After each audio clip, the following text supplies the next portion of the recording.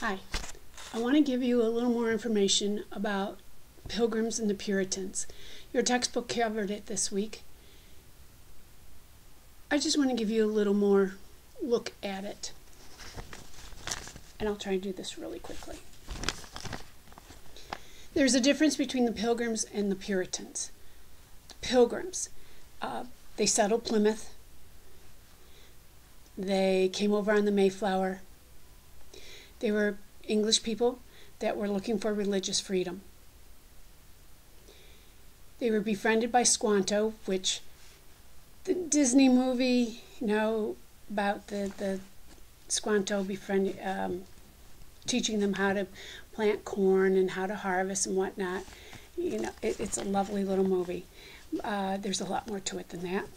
But Squanto was a local native, and he taught them, like I said, how to plant, but he taught them how to survive. And they were able to trade. And they traded with the Indians. They accepted that they were living in a land that was already inhabited and that they needed to live with the Indians. They were able to survive. They worked hard.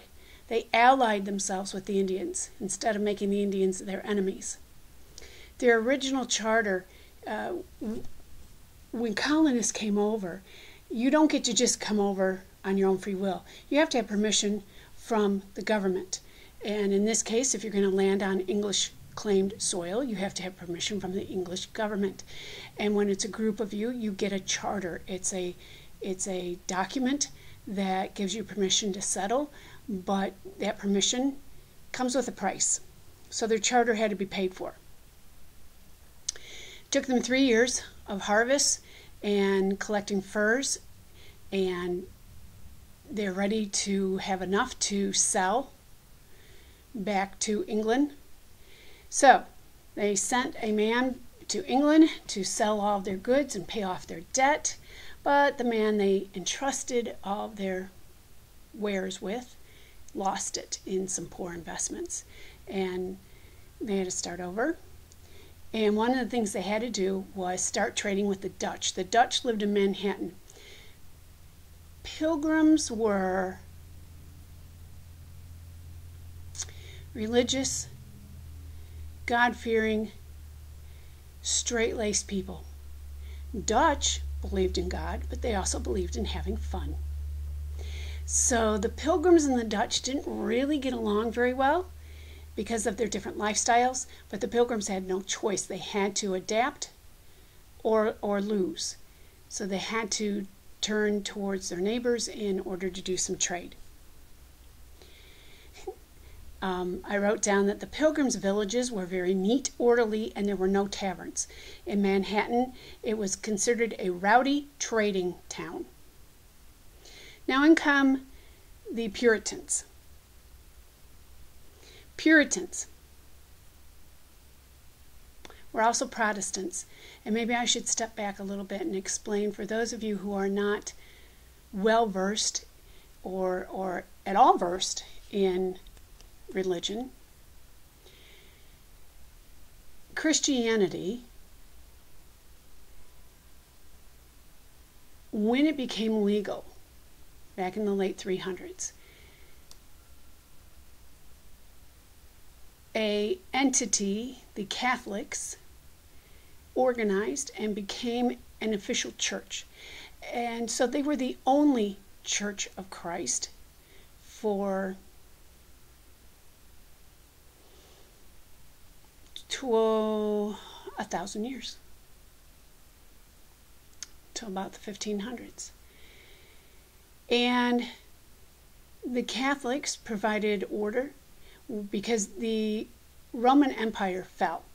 And it fell to a bunch of Germans who were more tribal-like people, so they weren't used to running an empire and organizing an empire. And a lot of things collapsed when the Romans lost control of their empire. And someone had to step in and fill a void, and that was the Catholic Church, and they did it quite well. Now, there's also going to be a period known as the Dark Ages where there wasn't a whole lot of education going on. And everything, all peasants, people, everybody relied on their local priest to tell them what to believe and to read the Bible for them. They weren't literate. To explain to them what religion meant. Their social attitudes, their religious attitudes, their political attitudes, everything revolved around the church. Until Martin Luther, who was a Catholic priest, and trust me, I'm oversimplifying and doing this as briefly as I can. Martin Luther stepped in, and as a priest, he was educated. He was also a professor, and he sat down and wrote up his 99 theses, 99 things that he said, let's address this in the Catholic Church and see if we can't improve the church. Well, the church got a little ticked off and said, how dare you criticize us? You're out of here. You're out of the church. And you can't talk about this anymore. And the thing was, he had already posted those 99 things, so his students had seen them. It was the talk of the town. It was the talk of Europe. And the people who read those things and they agreed with him and said, yeah, these 99 things we need to protest. So they broke away from the Catholic direction of religion, protesting against the Catholics. So they became Protestants. They set up their own Christian religions, own ways of worship. So Protestants and Catholics, they all believe in the same God, the same Christ as the foundation of their religion. They just go about it in different ways. The thing was, the Pope was very, very influential, and Europe, religion and politics were intertwined. There was no separation. And most of the kings and queens and rulers were Catholic. So the people who then protested and broke away to become Protestants, one of the groups were the Puritans.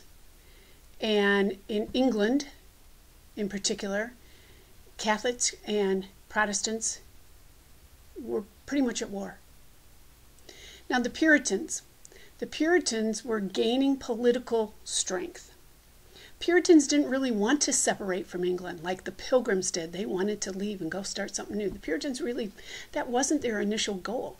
It was to purify the English government, the system, life itself. They felt the kings and their wives had way too much influence, the Catholic ones, and the Puritans were very vocal. So the Catholic royalty persecuted the Puritans. At one point, there were so many Puritans in Parliament, and they were disagreeing with the Catholic king that the king just dissolved Parliament. Just said, go home. I don't want to deal with you. Go home. I'll see you later. I think one time there was like 77 years before a king saw Parliament again. So he effectively eliminates the Puritan voice in politics. At that point, the Puritans looked towards the New World with hope, thinking, okay, we're going to organize a company and we're going to go over to the New World and we're going to set up, and one of their most famous Puritans was John Winthrop. Now, John himself, don't get confused with the term Puritan, does not mean you're a really pure person.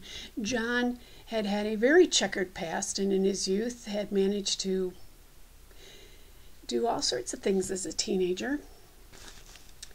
But when he got older and his wife got really sick, he did something that a lot of people do.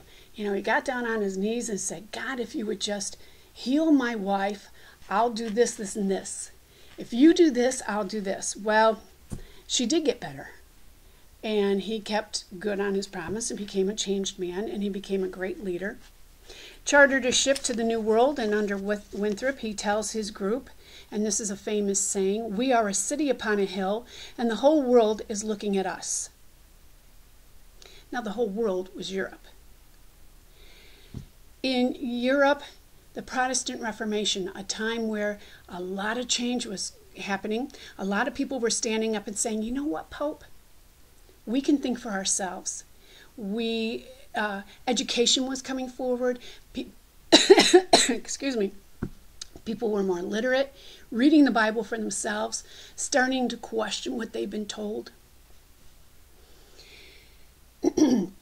So the Puritans, They're going to be the forerunners. They're going to come over here to set up a new government, a new form of government with better representation of all peoples. So everyone over in Europe, they're watching what's going on over here in the States. The Europeans wanted to see how are the Puritans going to fare in the wilderness. They wanted to see, is God going to help them, or is he going to smite them? Is he going to cut them down? They wanted to be a pillar of example. They set up a charter. They set up a, the charter is like a constitution, a form of a constitution. They wanted their governing people to be in the New World, in America, not over in England. They wanted to recruit more Puritans, so they put out propaganda, literature. And they said, we don't want a corrupt government, we don't corrupt officials, we want less sin. 11 ships came over to the colonies with about 1,000 people. The Puritan ethic, you'll hear that phrase in America when they say someone has a Puritan ethic. It means they work hard. And with God's help, they would do better. So they arrived, and when they arrived, those 1,000 people, when they arrived, the entire population of New England doubled with that one arrival. In the meantime, they're going to spread out. They want to create a commonwealth. And if that sounds familiar, it's because Massachusetts is not a state. It is still considered a commonwealth. That is how they've been chartered. So meanwhile, over in England, persecution of the Puritans is going on full strength. 14 to 20,000 Puritans are being mutilated. The Catholic government, if you're a Puritan, they're going to mark you. They're going to slit your nose. They're going to cut off an ear. They're going to make some kind of physical mark on you so everybody knows you're a Puritan. They would cut out tongues. So you've got a lot of people trying to come over to the States. Oh, I'm sorry. Take that back. We weren't states yet. The colonies.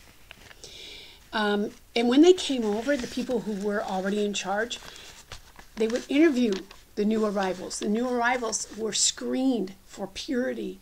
They had background checks. Does this sound familiar? The king will revoke the charter. He's trying to make life very difficult for the Puritans. And he's angry about the Puritans. He's going to build a ship and launch it. And his intention is to get it over here to the colonies to create even more havoc with the Puritans. But here's the thing. You got a bunch of Puritans at the dock watching the launching of the ship. The ship rolls out of dry dock into the water and promptly sank. The Puritans on shore are going, see, God's on our side, not on your side. So this kind of encouraged them a little bit to take on the English government a little more, and you're going to have people like Thomas Hooker in Connecticut. 1636 was the year. He establishes a settlement and he writes up the Fundamental Orders. The Fundamental Orders will be the first written constitution. And in it he says all men are able to vote because they're free men over here in the colonies. The thing was, over in Europe, you had to own property in order to have the right to vote. We wanted to change that over here. Roger Williams, he's going to preach for the separation of state and church. He felt that all men should be free to choose their own religion, because that's the thing in Europe. Whatever religion the ruler was, that's kind of what he wanted everyone to be under his rule. He wanted a commonwealth for all men, not just for the Puritans. He wanted toleration, religious toleration. So he was banished, and he joined an Indian tribe for 3 months. He settled in Rhode Island. He got his own charter, and Winthrop, John Winthrop, the head of the Puritans, took some pity on him, and because Williams was having a hard time over in Rhode Island, and Winthrop did send food over to help Williams and his group of followers in order to survive through a really bad time.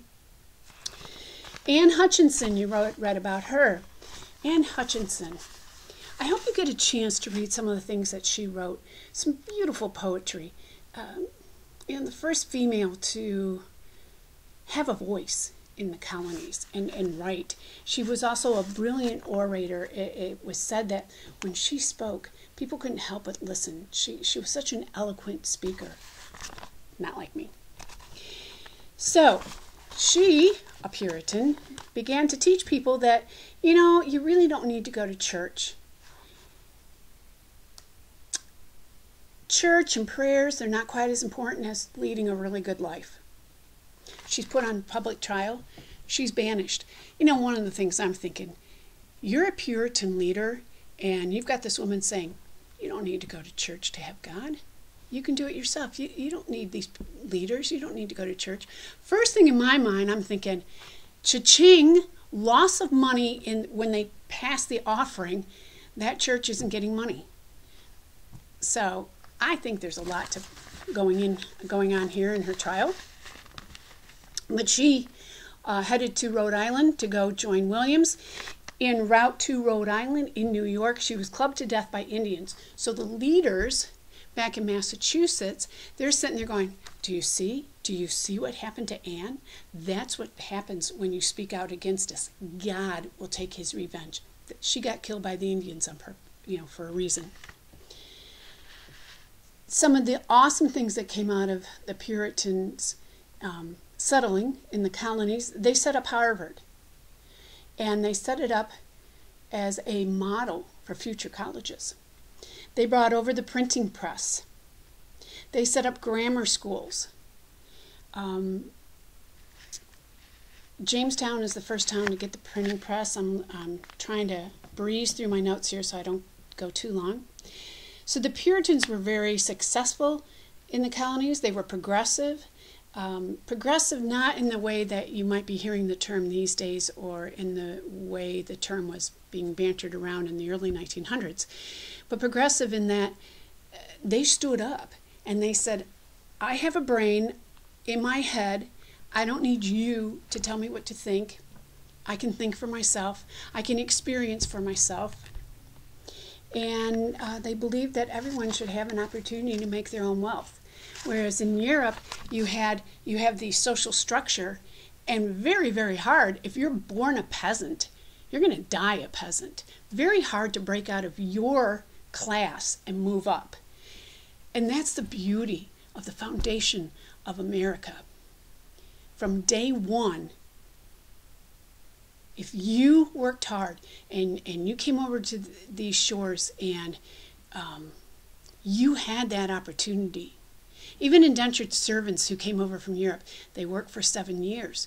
Their indentureship is over.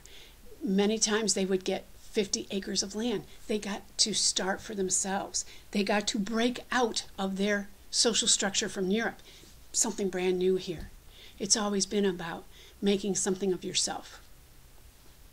So I just wanted you to have a little more information on the Puritans, and I don't want to bore you too long, so there you go.